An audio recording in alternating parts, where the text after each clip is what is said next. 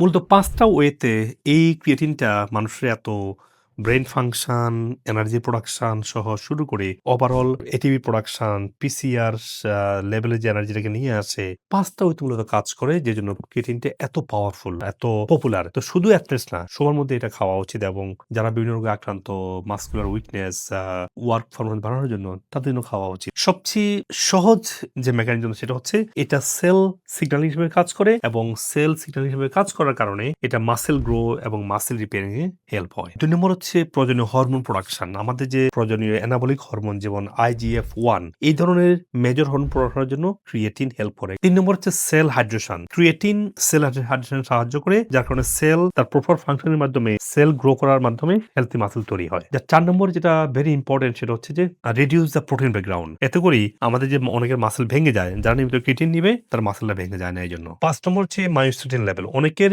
মায়োস্টেটিন level বেড়ে যাওয়ার কারণে মাসল ব্যাকগ্রাউন্ড হয়। দেখবেন অনেকে বৃদ্ধ বয়সে মাসল খুবই স্ট্রং। দেখেন অনেকে মুভি করে পুরা পাকা দাড়ি নিয়ে পুরো মাসল নিয়ে।